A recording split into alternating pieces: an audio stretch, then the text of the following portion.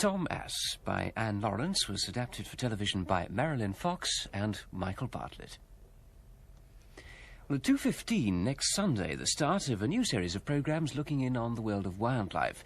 It's called The Animal Game, a new kind of quiz in which questions about wildlife are discussed by experts in natural history. Each week, there'll be a host of animal film and also a live animal guest in the studio. Johnny Morrison, London Zoo's Michael Borer, captain the teams. That's The Animal Game on BBC One next Sunday at 2:15. Now it's time for Blue Peter.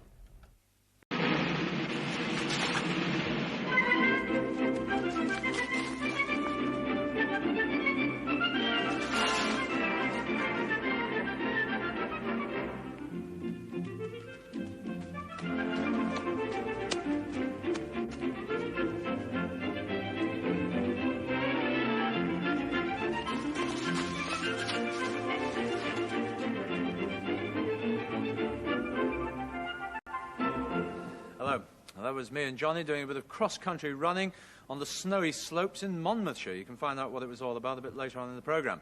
First, though, Johnny and Leslie are taking a look at a rather unusual painting. Yes, it's about 4 metres long and about 1 metre wide, and it's been painted by Class 4D of Moorlands County Primary School near Reading. It took them 10 days jolly hard work as well, because they didn't only paint during their lesson time, but also during their dinner breaks and all their spare time as well.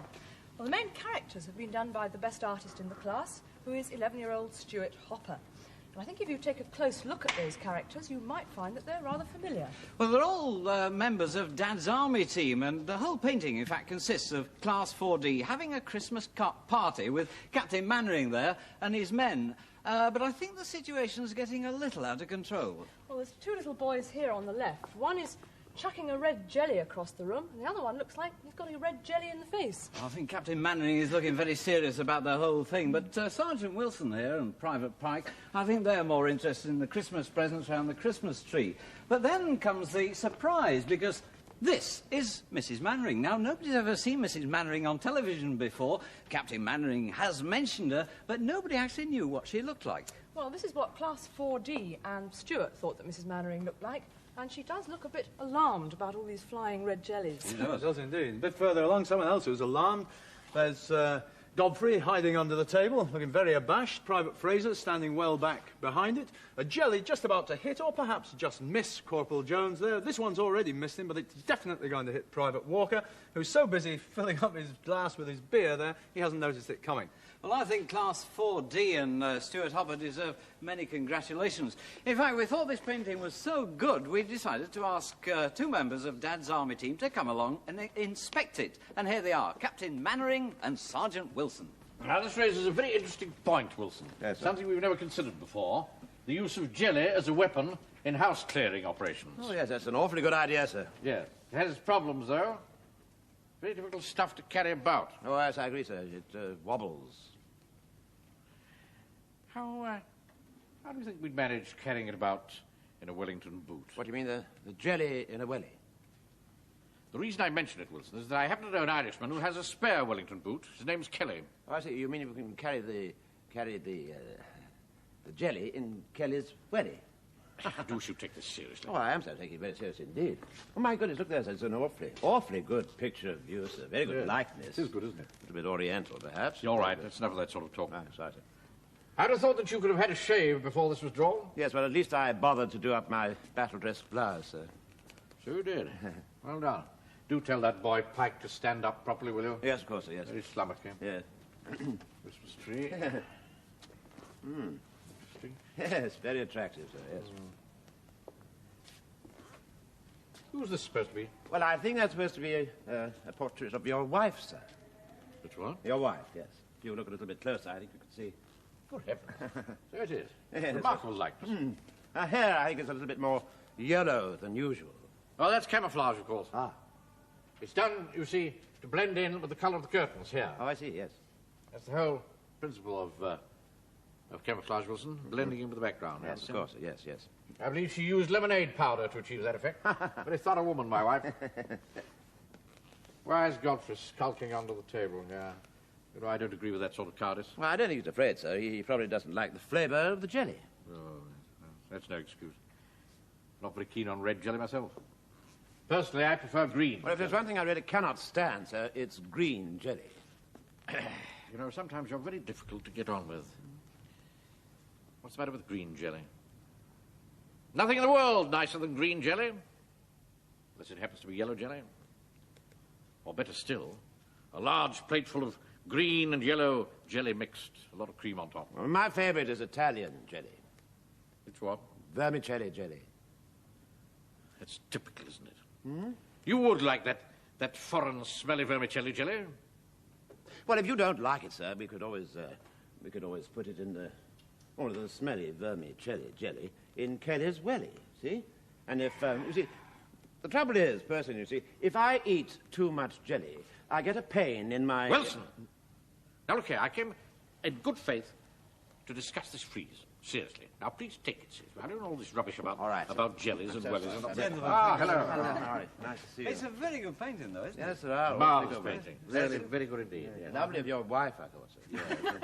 I think Class 4D will be very pleased with your comments. Thank you Well, very I think much they indeed. should be congratulated, Yes, particularly so do I. Stuart for his portraits. Very good. Very good. I think there's no doubt that Dad's Army must be one of television's most favourite programmes, and one of the scenes I've enjoyed most was when Captain Mannering and his men were given a challenge by Captain Square and the Eastgate platoon, an initiative test to see who could win a race.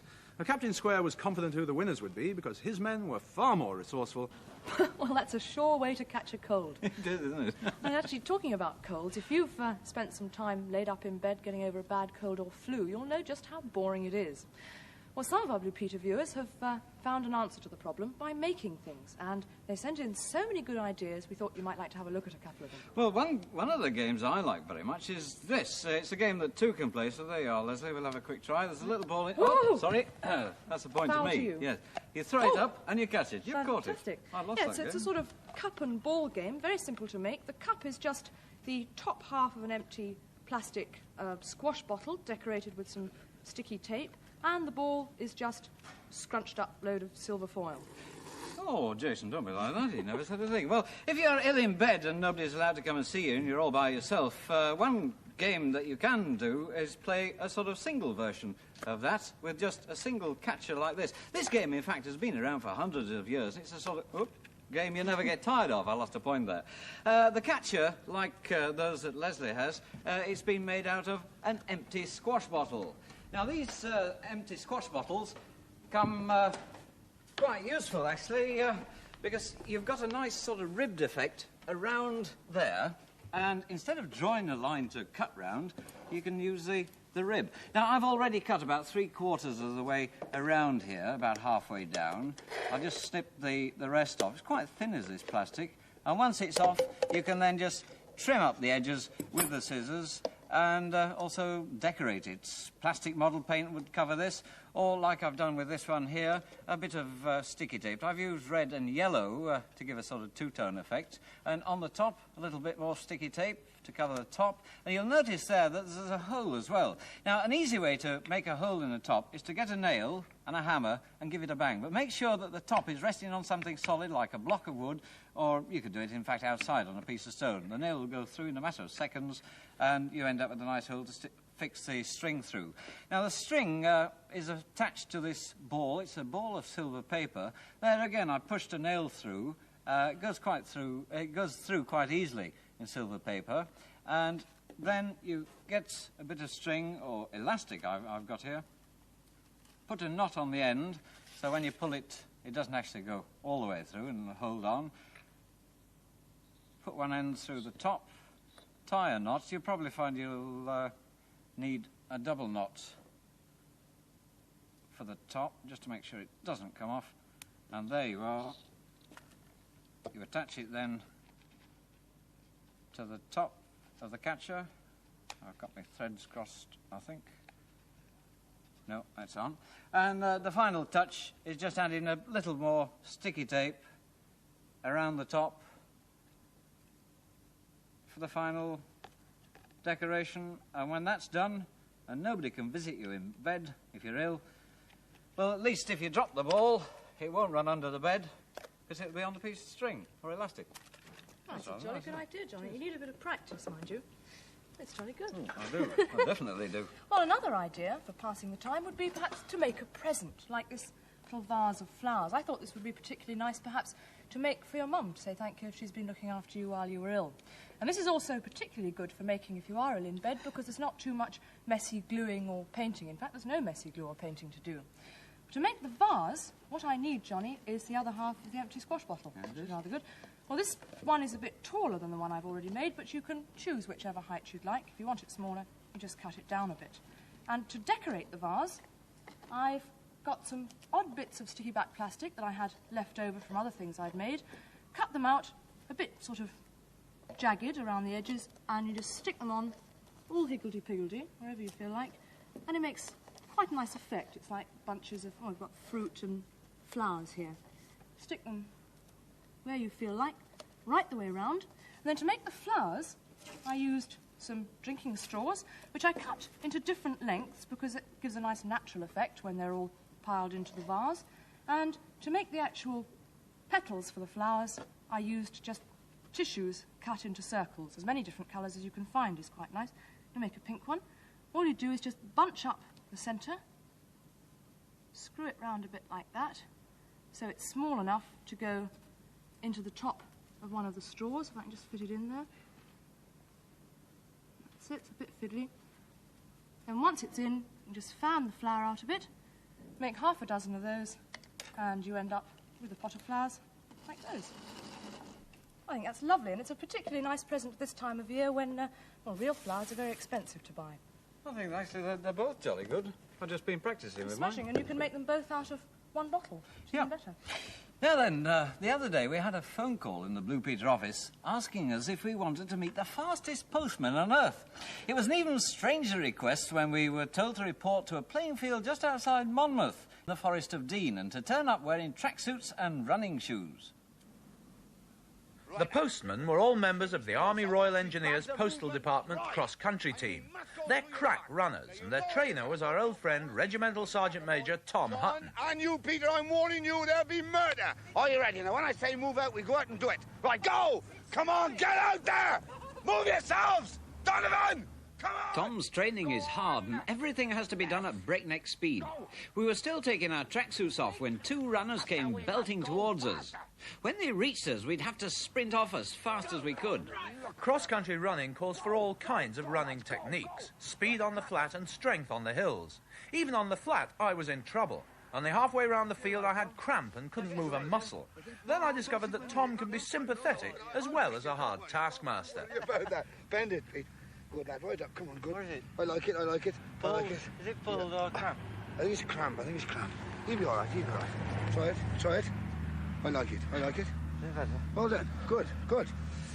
Yeah, that's all right. That's okay. Well done. No, I don't think it was Yeah. good jog now. A short massage worked wonders, and in no time at all I was fit for our next session, hill training.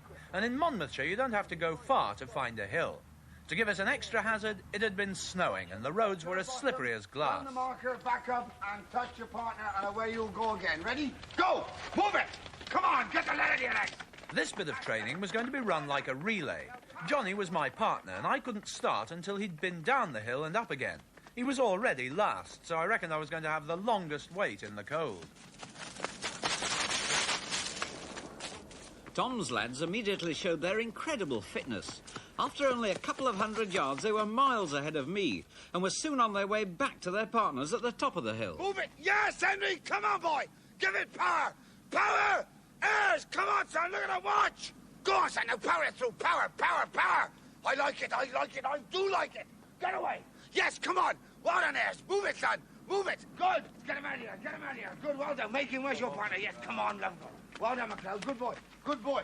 Good boy! What's happened then? Well, where is he? I think he's got lost, huh? Look at the time. God! I'm sure he's got lost. I'm sure of it. I think the second lot are going to be back before Johnny gets Oh, here. easy, This rate. easy, yes. Oh, here it is. Oh, yes! Come on, John! Come on! Come on, Johnny, I'm freezing! Come on! Good lad, come on, come on, come on! Come on, pick the knees up. The knees, John, the knees, the knees. Never mind the pain, get the knees up. It was all right them shouting their heads off, but my legs just wouldn't go any faster. I was so out of breath I couldn't even shout back. Come on, push it in, we'll get a good touch.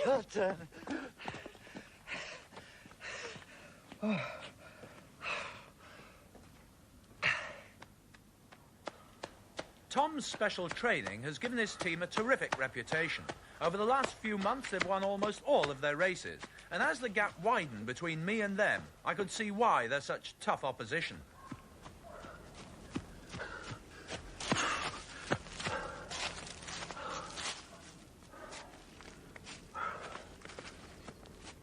Nobody had time to wait for Pete but me.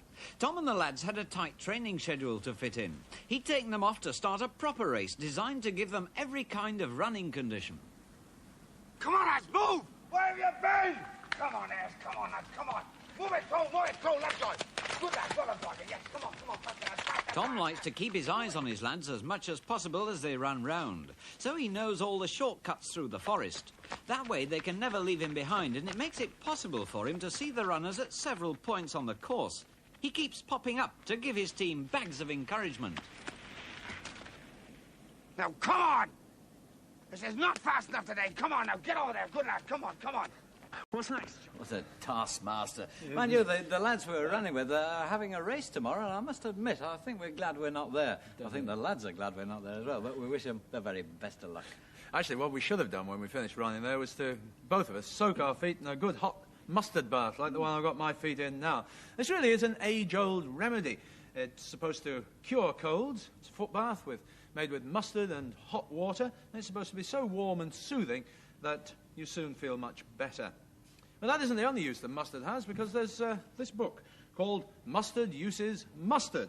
And it says that mustard is very good for chilblains, rheumatism, colds, obviously. You can even use mustard to wrap it up, make a sandwich in layers of brown paper, stick those in the soles of your shoes, and that keeps your feet warm, or you can even mend the leaky radiator of a car with it. Of course, most people actually ate it, and for centuries, mustard has been England's favourite spice.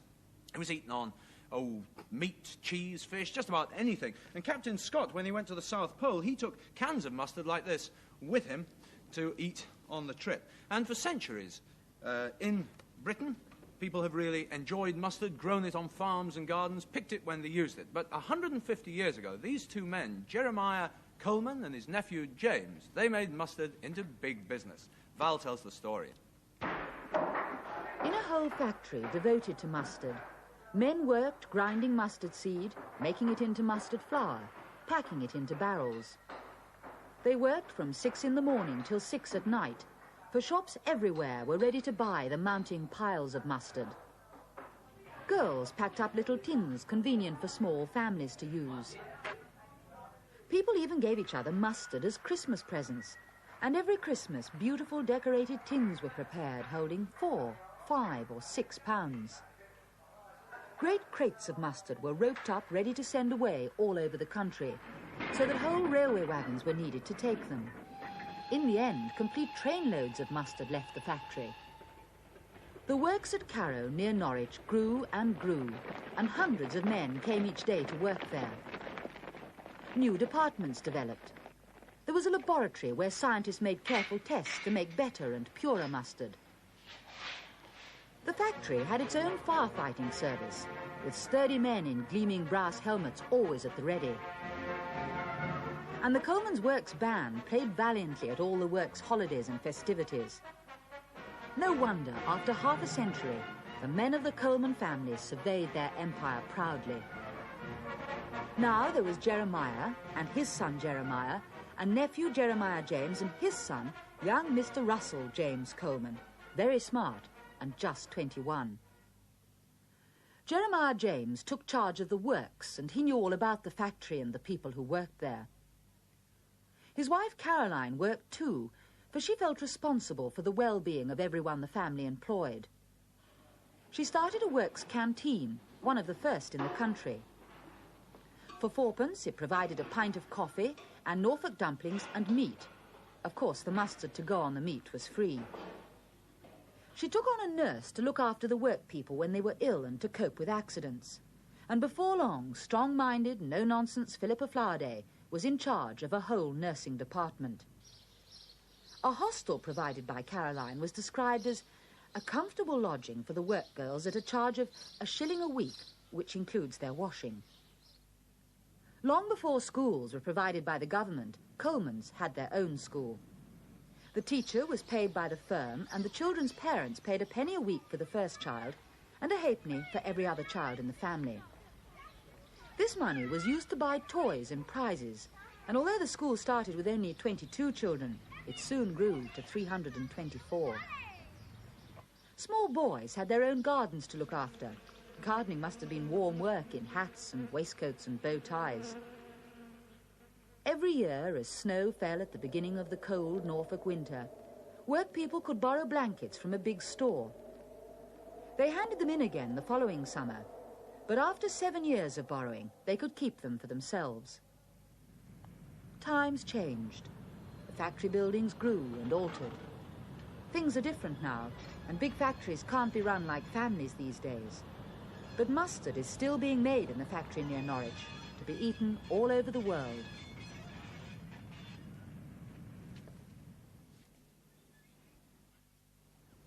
Well, most people enjoy a spot of mustard with their dinner at home, and if you do like mustard, then it's usually in a pot, on a table, sometimes with a matching salt and pepper set. Anyway, it's so ordinary you certainly wouldn't really notice them on a table, but you couldn't miss this. It's a centrepiece for a table. It's called a nef, and it's 400 years old. It's very beautiful. It was made for the King of France to give as a present to the Knights of Malta. Not only is it beautiful, but it's very useful as well, because it was used as a wine jug.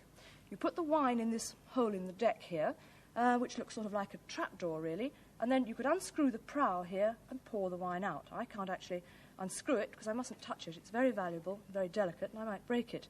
Anyway, it's been specially polished because next week it's going on display at the Daily Mail Ideal Home exhibition. But the really amazing thing about it is that even though it's over 400 years old, the detail is absolutely perfect. All the crew, for instance, are intact. Up here at the top in the lookout, in the crow's nest, there's a lookout with his musket. There's a marvellous billowing silver sail down here. On the deck, there's not only sailors, but there's soldiers too, because in those days, one didn't only have sailors on a boat like this, you had soldiers as well, just in case of mutiny or in case of attack by another ship. And all these soldiers are here with their muskets. Then in the front, there's even a band. There's the bandmaster there, drummer behind him, flautist, and a piper, and the whole ship is very well protected. There's cannons all around the front there. It really is. It's a very, very lovely table piece. It's super. It is. It's great. Yes, I like that. Very attractive. Yeah. And we'll be back on Monday, and we'll have some more news about our Old People's Centre, because we've been clearing up the garden. Oh, yes, and I'll be talking to a boy whose hobby is making cartoon films. So, we'll see you on Monday. Bye-bye. Bye-bye. Bye-bye.